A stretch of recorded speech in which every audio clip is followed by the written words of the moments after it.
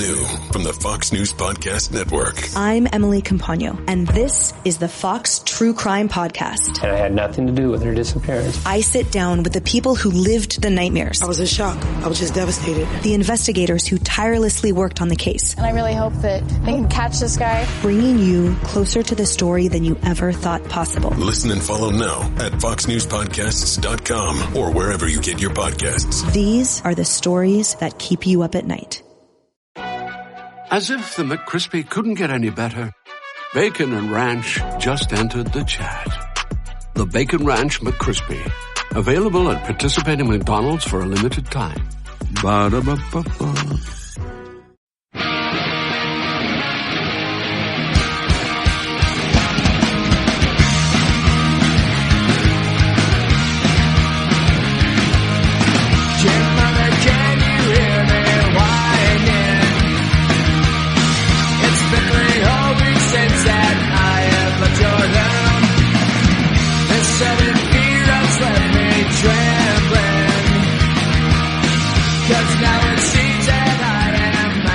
Ahoy, ahoy, get on board the Viking ship for episode number 6 of Purple Mafia. Monday, August 4th, 2008, we are ready for the 6th episode of this show. And we have a lot to talk about once again, and well, I'm sorry, but there is some Favre talk once again, as that's the main story with the Vikings right now. That is the main story, as Brett Favre not landing officially as a Packer yet, so what do? I mean, you got to talk about it because that's the main story surrounding the Minnesota Vikings at this point in time. But I assure you there are other things to talk about, as we will get into some talk about Benny Sapp and Charles Gordon. We're going to talk about other players having good training camps, and we're going to also get into our poll about who your Minnesota Vikings favorite defensive player is, and we're going to get into a new poll right after that. But first things first, we are available on thesportstuff.com and NFLspot.com. And I thank both sites for carrying this show. It's a pleasure to be on board, as without you, I wouldn't have a show. So that's a start. Also on iTunes, thank all of you for downloading from iTunes. It is great to have you on board this Vikings ship. Now on thesportstuff.com and on NFLspot.com, there are message boards. Please do sign up and get a screen name on those boards. Now, on the sportstuff.com, the way to get there is on the TSS boards button. It is on the upper right-hand corner of the website. Simply click on that and sign up and get on board. You'll be able to interact with all of us on TSS. It'll be great to have you on board to talk about some sports, anything you want. There's even an anything goes site. You can talk about politics, whatever. Video games, there are multiple video game locations on the website as well. So, great to have you on board. And with that, we'll be right back to talk a little Brett Favre. What's up, listeners? This is Farzine. I am the host of the Chiefs End Zone Show right here on thesportstuff.com, where we cover the Kansas City Chiefs, give our opinions, and go deep inside with the Kansas City Chiefs right here only on thesportstuff.com. We encourage you Chiefs fans, you loud Chiefs fans out there, to get on the show, voice your opinions, get on our boards, and talk with us. All listeners, including Bronco fans, are allowed in our show. So be sure you check out the Chiefs End Zone Show right here on thesportstuff.com with me, your host, Farzine.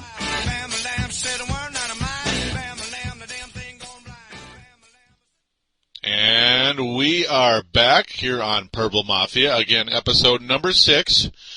As, of course, Chiefs End Zone Show, great show. That's also available on thesportstuff.com. And, well, that's the team the Vikings scrimmaged against late last week. Of course, Tavares Jackson was sharp. We all love hearing that. As well, he needs to be sharp, but let's not forget that was a scrimmage. Everybody looks sharp in a scrimmage, so go figure. As, well, will Tavares Jackson be the starting quarterback of the Minnesota Vikings? Or is there a chance that John David Booty might have to change his number? You know, that number 4 that John David Booty wears? He just might have to give that jersey up. There's about I would speculate, 35-40% chance that Brett Favre, yeah, he's a veteran quarterback. He's not too bad. Might be a Viking. There's a small chance he might be a Viking. Maybe. It'd be quite interesting. Yeah, it's a real possibility. It is. It's not just a rumor, of course, but, of course, the Vikings are denying it. We'll get into that very shortly. First of all, the Minnesota Vikings. Now, this is good news. Just hit the press right before I started up this show, so definitely got to include this in. This is a big deal. Minnesota Vikings not guilty of tampering. I repeat, not guilty of tampering, according to NFL Commissioner Roger Goodell. That's the article right on top here. And from the AP, from New York, NFL Commissioner Roger Goodell has ruled that the Minnesota Vikings did not tamper with Brett Favre in trying to get the quarterback to sign with them. Goodell said that while there were conversations between then-retired Favre and Vikings coaches, that none of the conversations suggested Favre was soliciting a job or that anyone was soliciting his services. The Packers had filed the charges based, at least in part, between records of phone conversations between Favre and Darrell Bevell, Minnesota Vikings offensive coordinator. Bevell is a former Green Bay assistant and a friend of Favre's. Favre unretired and was scheduled to report to the Packers training camp Monday. So thanks to the AP for that bit there. Very, very important. And, well, the Vikings won't be losing any draft picks. So that's good news. We can get that out of the way. But now, as the article said at the bottom, Brett Favre has been reinstated. It is official. And, well, he's back in the NFL. The only thing is a lot of stuff is still up in the air. Will he be the quarterback of the Packers? Will he be the quarterback of the Vikings? Or will he decide to retire and take that $20 million offer he got from the Packers, a $10 million offer? Only problem is, guess what? That offer does still count against the cap, and that's one thing that may hold things up in that part as well. Now, real quick, the Green Bay Packers, there is a report that the Green Bay Packers contacted the Vikings about a deal for Favre on Friday.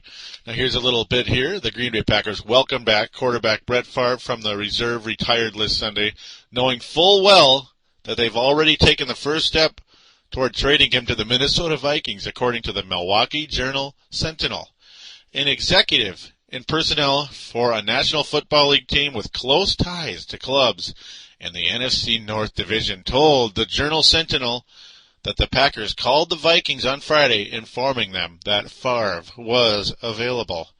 Quote, they've kind of said through one of their front office guys that if Favre did report, they would potentially trade him within the division, the executive said late Sunday afternoon. The source said the conversation between officials from the two bitter rivals was brief. There was no discussion about possible compensation. James Bus Cook, Favre's agent, has not been involved in talks with the Vikings regarding a possible restructuring of his contract, according to the source. The contract by the Packers was deemed a feeler in the event Favre rejected the multi-million-dollar marketing and promotional agreement offered by Green Bay. Now, of course, that's the retirement deal. So, yeah, end of article. But, yeah, the Journal-Sentinel mentioning that this Dilly is still very much alive, and of course it is. It is, as I said, a 35 to 40% chance Brett Favre's coming to the Vikings. There is only one team that Brett Favre will be traded to in the NFC North Division, and there is only one other team in the National Football League that Brett Favre will play for other than the Green Bay Packers, folks.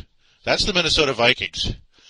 And it's crazy stuff. I mean, did you ever think this would happen? I mean, we always dreamt about it. We always, years ago, maybe what if Brad Johnson was on the Packers and Favre was on the Vikings? That'd be kind of weird, huh? Being they're both Southern boys. That's about the only reason we thought about it back then. And, well, they're both about the same age, back in late 90s. We were talking about that and wondering what that'd be like. Interesting stuff. Very, very interesting stuff. But now, also, today, the Vikings coach, this is also from Mankato. This is from Mankato, Minnesota, the AP. Vikings coach says team has not talked Favre trade. So now the Vikings are denying it, at least the coaches. Minnesota Vikings coach Brad Childress says his team has not had contact with the Green Bay Packers regarding a potential trade for quarterback Brett Favre. Childress dismissed a report in the Milwaukee Journal-Sentinel that said the Packers have made preliminary contact with the Vikings about Favre. He was reinstated on Monday. And, they also talk about how Green Bay filed the tampering, but thankfully that deal is out the window. Thank God, by the way. But, even the Milwaukee Journal-Sentinel did say that the talks were not big. There wasn't like a major thing about a trade. Maybe it was just a feeler. Who knows? It's really hard to say what's going to happen here.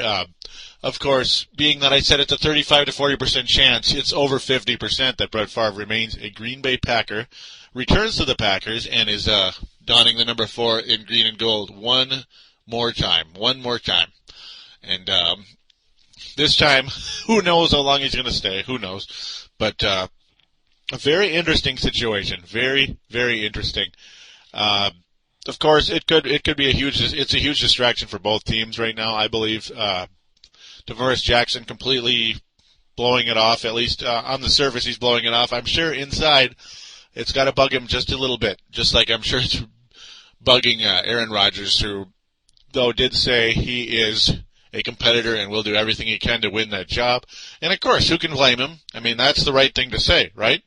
So both TE Jack and Aaron Rodgers saying and doing all the right things, doing the best they can at this point. And Favre's going to be Favre, and he's going to start somewhere. At least I would think so. I don't think he's going to be backing up anybody, unless for some odd reason Aaron Rodgers is ready to rock and roll, and Favre is, showing age. So after last season, though, I got to think Favre's got a little bit left in the tank, a little bit of really good football left. That is my take on that situation. And we are going to return very shortly to talk about training camp and about emerging players. And we will be right back after this. Here on thesportstuff.com. Don't forget to check out Palladino Live, where we are never one-dimensional. We'll focus mainly on Minnesota sports, but we'll venture into other teams and other topics as well, including old-school video games. We're available here on thesportstuff.com. Click Palladino Live, or also catch me on iTunes. Simply search for Palladino Live and listen, because we're worth it. And we have returned here back on Palladino Live. No, I apologize. Purple Mafia. I had to play a trick on you just a little bit, as that was the show you just heard about. And I do encourage you to check it out. That is my other show. I know some of you out there, you Viking fans out there, enjoy other teams in Minnesota, and that's what Palladino Live is. Wolves, Wild, and Twins. There'll probably be a Palladino Live also tonight, as there's been a lot of news on all three of those teams, especially good old Francisco Liriano coming back for the Twins. Good stuff. But, we'll get off that topic right away. And let's dive into some Viking football, training camp talk. First and foremost, now, on the Chiefs End Zone show, I had an interview with Farzine, and they asked me who the Vikings nickelback will be. And, preliminary talks were, it's probably going to be Benny Sapp, right? The safety that the Vikings acquired from the Kansas City Chiefs. And, he's playing really, really well. Benny Sapp has 6 interceptions here in the training camp. He's been doing really good, making some really nice plays for the Vikings.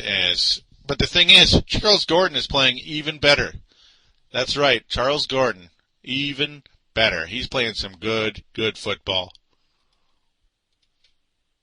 And as the Star Tribune reports today, early this morning, of course, by Judd Zolgad of the Star Tribune, he reports that Vikings Gordon emerging as leader in nickelback competition. The third-year player leads Benny Sapp and Marcus McCulley in the battle to become the Vikings' 5th cornerback on passing downs.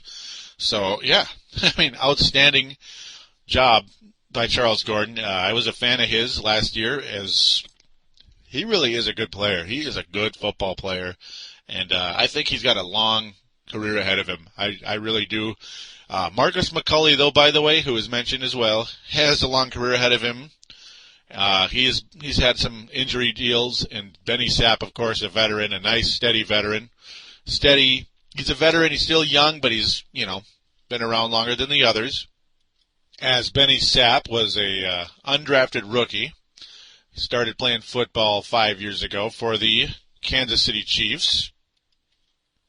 Or at least this will be his 5th season in the league. I apologize. All of his first 4 years in the league with Kansas City, 2004 through 2007. Interestingly enough, though, only 2 career interceptions. He had his first interception in his rookie year, his second interception last year. But he's been a solid player throughout his career. 2.5 sacks in 2005, not bad at all. He played all 16 games. I'd say that would have been his best year. He has his career high in tackles and his career high in solo tackles. That's good stuff. Kansas City's had a good history of defense, and Benny Sapp, the fact that he was in their lineup enough to get these numbers says that, well, he's a pretty good player, and he's been doing a good job in Vikings training camp. Smaller guy, only about 5'9", and he's going against Charles Gordon and Marcus McCulley, as mentioned. First of all, we're going to look at Charles Gordon. Of course, he's number 41. He's 5'11", so he's a bigger guy, as you can obviously tell. He plays big out there. He is a big-time tackler, does a very good job for the Vikings, and yeah, he's emerging as that nickel back, and I think a lot of people would love to see him do that. As Charles Gordon, 3 years younger than Benny Sapp, so that's good, of course. 5'11", as I said, 180. He's played 2 years in the league. His first year, 2006, 8 games. He had 13 solo tackles, 14 total, so 1 assist. Last year, though, 30 solo tackles. He played all 16 games, 39 tackles overall, but 30 of them solo, and an interception. Charles Gordon, he's another guy who's kind of his stock has been rising, you could say. Benny Sapp has been a solid player. Neither one of them drafted. Not a single one of them drafted out of the NFL draft, of course, as you'd call it. Marcus McCulley, however, even larger. Now, he's 6'2", 203", so he's the largest of them all. He is a year older than Charles Gordon. And he last year was a rookie. He was a third-round pick. He had 53 solo tackles last year, 63 total. So not bad. No interceptions. So none of them really have been interception guys. But Benny Sapp, of course, as mentioned, multiple interceptions in the scrimmages. So who knows? Maybe he'll emerge as that kind of guy who can start picking up passes. Either that or, maybe that means our quarterback situation needs a little help by the aforementioned Brett Favre.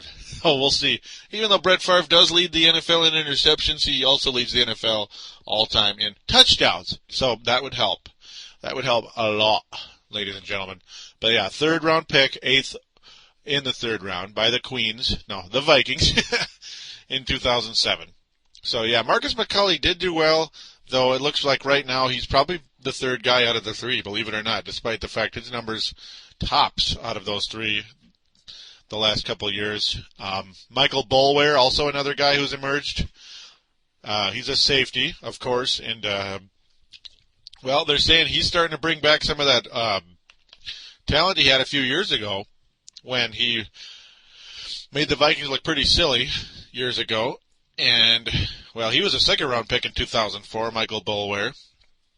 I believe it was 2004 or 2005. Can't remember the name, but when you look at his numbers, it looks, pretty darn good season in 2005 with 4 interceptions. Well, he had 5 in 2004, so a good start to his career, but then, of course, his numbers decline. In 2006, 2007, not so great at all.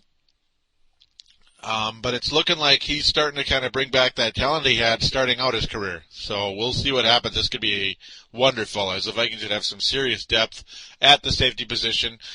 Benny Sapp, of course, can play some safety, as mentioned, as long with, of course, you have the starters in Darren Sharper and Mario Williams. Mario Williams has been outstanding. All reports say Mario Williams has been outstanding for the Minnesota Vikings in the training camp, as things are really really looking good in the safety department for the Vikings. Darren Sharper, of course, is Darren Sharper, and he is a very popular guy among Viking fans and even, just football fans. A guy who can pick off passes and make a team better. You can't win the game if you don't have the ball, and Darren Sharper's a guy that will get you the ball extra times with all those interceptions. Now, real quick, also another player who has been emerging, just from listening to PA and Dubé, of course, but yeah, Garrett Mills. Garrett Mills, a guy who a lot of people say has been outplaying Visanthe Shenko. Now, Visanthe Shenko was also hurt a few days ago, but hasn't missed any time with the Vikings training camp. Garrett Mills also hurt his ankle, so both of them have been hurt, but continuing to play, so that's good news, but Garrett Mills has been doing a pretty good job. He's having a really nice training camp as well, though his statistics, he only played last year with the Vikings, and yeah, that's the only stat he has. He played in one game, had 2 catches for 26 yards, so nothing really to go off of for Garrett Mills of yet, but Visanthe Shenko dropped a lot of catchable passes last year, including ones that could have changed the outcome of games last year had he caught the ball. Shenko's numbers last year, career highs because he didn't really get the ball much with New York Giants because of Jeremy Shockey, who is, going to get a lot of pass catches. Shenko in his career had been more of a blocking back, and he does a good job of that. He really does, especially like in the run blocking department. He has played, in his last 3 years, he's played all 16 games. I guess over his whole career, he has not missed a single game since he's been in the NFL. Also a third-round pick in 2003, 27th pick in the third round by the New York Giants. So a durable guy. Had not eclipsed 100 yards until he came to the Vikings last year. Last year, 27 receptions, 323 yards, and a single touchdown, though those numbers could have been significantly higher had he not dropped multiple catchable passes that could have made big plays for this big tight end, 6'4", 250. Shenko has the talent, but is he going to harness it and become a valuable player, or is Garrett Mills going to usurp him and become the starter? We'll see. I mean, you got to think that Shenko is still the guy, but who knows? As poorly as he played last year, it's anybody's guess. Anybody's guess. With that, we're going to take a real quick break one more time, and we're going to get into that little Vikings poll on thesportstuff.com.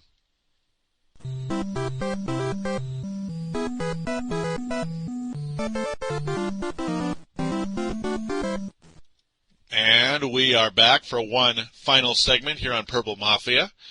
And then after that, we will bid you farewell for about a week or so. Now, on thesportstuff.com, I had a poll. Who is your favorite Vikings defensive player? And that poll consisted of the likes of Jared Allen, Kevin Williams, Pat Williams, E.J. Henderson, Antoine Winfield, and Darren Sharper. Well, not too many people voted, unfortunately, but we're going to hope that we can get more voters here.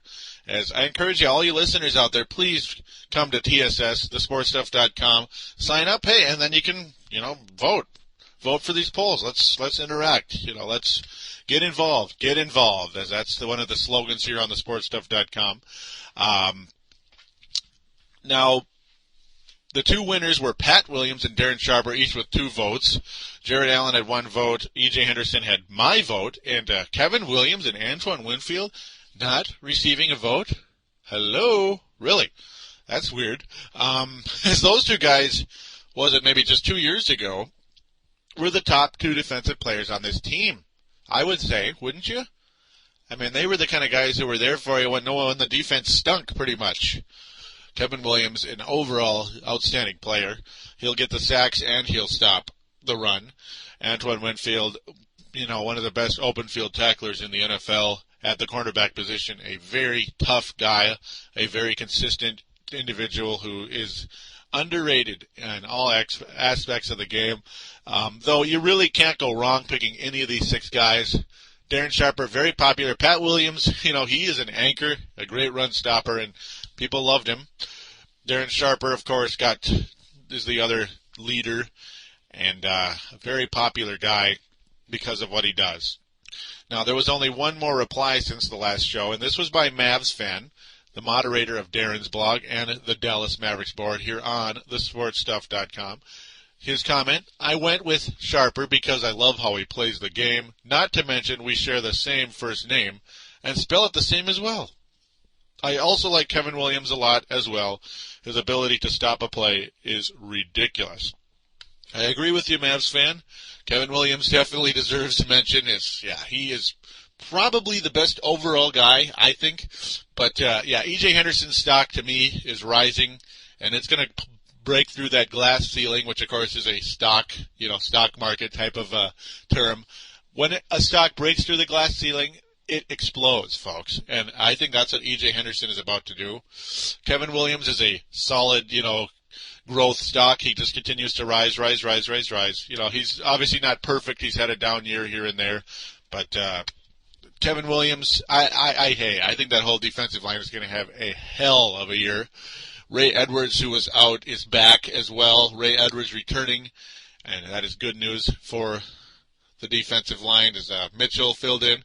Did nicely, but Ray Edwards is the main dude right now for that defensive line and at that defensive end position. And with that, we are now going to start a new poll. So I encourage all of you listeners of Purple Mafia here on thesportstuff.com, on NFLspot.com, and on iTunes, please come to TSS and vote. Now, the new poll is, what do you see happening at quarterback this year, or QB this year? The 6 choices are, Favre stays a Packer, Tavares Jackson is the guy and has a good season. The second, Favre stays a Packer, Jackson is the guy but struggles and we wish we had Favre. 3, Favre comes in and leads us to a great season. 4, Favre comes in and by week 3, Jackson takes over. Number 5, John David Booty is starting by week 3. And 6, Gus Frerotte is starting by week 3. Please do check it out and leave a comment. It'd be nice to have you involved. Let's get some votes on here. Let's see what happens. We can have just adds to the show. It's fun, I think. Now, to me, well, I guess I'm going to say Tavares Jackson is the guy and has a good season. I'm not going to say a great season, just a good season. So that's going to be my vote just because it's a 60% chance, 70% chance, whatever, Favre stays in Green Bay. Now with that, I want to thank each and every one of you for listening. Can't wait to see how the game on Friday goes with the Seattle Seahawks. That's the deal. I don't expect anything majorly exciting to happen other than, we'll see how Tavares Jackson does on Friday. That is my main concern going into the preseason and in these games. You like to see how he does. You like to watch the Garrett Mills and Visanthe Shenko duke it out for that tight end position. The Benny Sapp, the Marcus McCauley, and Charles Gordon trio trying to become the nickelback. It's going to be very interesting to see how that goes. Definitely watch for those things. Of course, the running back situation, pretty set in stone. You got Adrian Peterson, number 1, Chester Taylor, number 2, and Maurice Hicks, number 3. Fullback position, of course, Thomas DePay. That's pretty much his job to lose, as expected. That's definitely his job, because he's got a nice 5-year deal. Inexpensive 5-year deal, but hey, long-term nonetheless. And then maybe the other thing to get excited about to see is just guys like, Bernard Berrian. Let's see how well he does. Finally get to see him in purple wearing the number 87. You also get to see guys like, say, Michael Boulware. Is he ready to become the player he was a few years ago with the Seattle Seahawks before he dropped off? Michael Boulware going against his old team. Of course, he was at the Houston Texans last year, but still, the 3 years before that, a Seattle Seahawk. So definitely things to watch for. And, of course, how could I forget Jared Allen? You get to see his first game as a Minnesota Viking on the tube. Check out number 69 is a crazy number because we all know how that's just kind of a number people wear because they think they're cool. But in his case, that's just his number, I hope. So we'll enjoy that and watch some football. Go Vikings, and we'll see you in about a week or so. Take care.